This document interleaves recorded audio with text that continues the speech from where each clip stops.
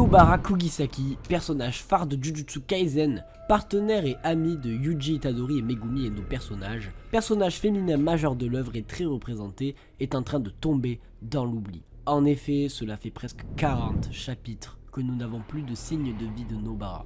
40 chapitres que nous nous sommes habitués à un monde sans elle, au manga sans elle, et que Yuji et nos personnages avancent sans elle. Nobara a disparu et cela a énormément affecté Yuji et Megumi. Cependant, un énorme mystère persiste alors. Nobara est-elle morte? Elle a disparu, oui, mais sa mort n'est en aucun cas confirmée, que ce soit dans l'œuvre ou en dehors par l'auteur. Nobara n'a pas été confirmée morte officiellement et le mystère plane alors sur sa disparition.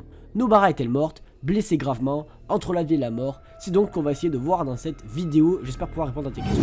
L'incident de Shibuya, arc majeur de l'œuvre et traumatisant aussi bien pour les lecteurs que pour les personnages au sein de l'univers. Shibuya aura causé la perte de plusieurs personnages et aura bouleversé un univers tout entier, et même Nobara, personnage féminin le plus représenté et personnage important, n'a pas été épargné. En effet, c'est dans le chapitre 127, durant l'arc Shibuya, que les lecteurs de Gege ont pu être sous le choc du sort réservé à Nobara, un des personnages favoris de la série. En plein combat avec Mahito, Nobara est touchée à l'œil par son pouvoir, et pour ne pas se transformer elle-même en fléau, elle préfère s'arracher une partie de son visage et se donner la mort. Après cela, Yuji laissera le cadavre de Nobara derrière elle et ne montrera pas de tentative de sauver son corps, ce qui peut laisser penser en effet que selon lui c'est déjà perdu et qu'elle est bel et bien morte. Cependant, plusieurs arguments nous font penser qu'elle peut être encore en vie, et on va les citer du plus ou moins important. Déjà, sa mort, comme je te l'ai dit, n'a pas été confirmée.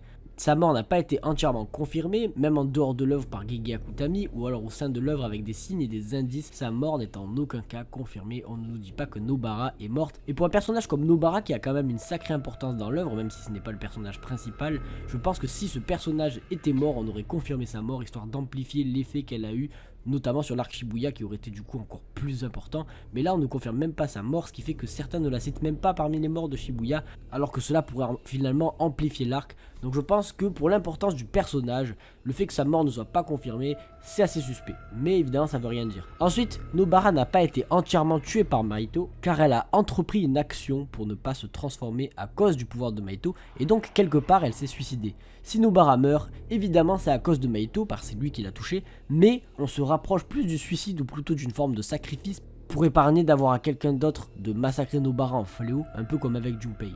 Du coup, Nobara ne s'est pas changée en monstre grâce à son action, même si elle est quand même presque morte.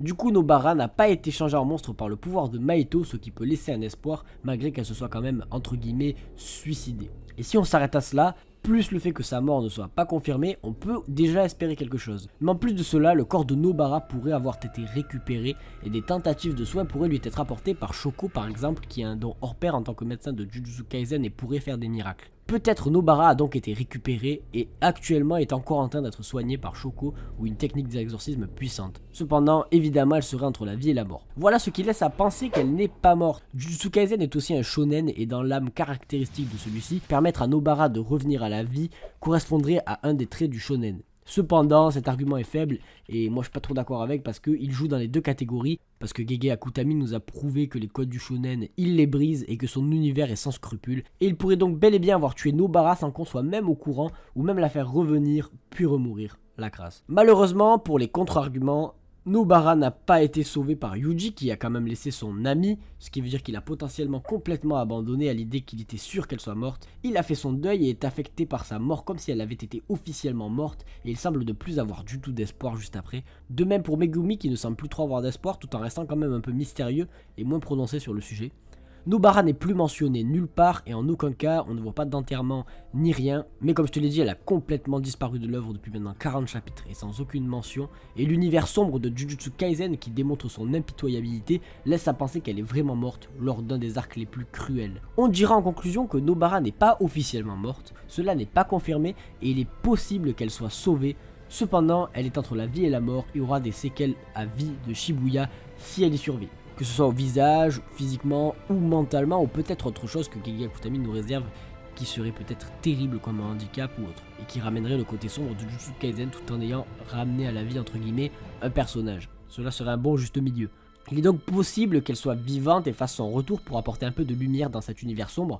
Pourquoi pas par exemple en pleine traque mortelle, ce serait incroyable. Cependant, le manga fait tout pour nous laisser penser qu'elle est bel et bien morte. Tu as donc toutes les informations concernant la pseudo-mort de Nobara, où on n'a pas vraiment de réponse, donc je peux pas t'en apporter une concrète. Je te laisse alors te faire ton propre avis sur la question avec les arguments que je t'ai avancés, le pour et le contre. Ça m'intéresse vraiment beaucoup de voir en commentaire ce que t'en penses, donc lâche-toi, vas-y, dis ce que t'en penses en commentaire pour qu'on en débatte. Je répondrai, tu peux en être sûr, parce que ça m'intéresse vraiment. Moi perso, je tends à croire qu'elle reviendra, je la vois mal mourir sans réelle confirmation, on n'a pas eu d'enterrement ni rien pour un personnage qui est si important, et comme j'ai dit, vu l'importance du personnage, c'est bizarre qu'il n'y ait pas de confirmation.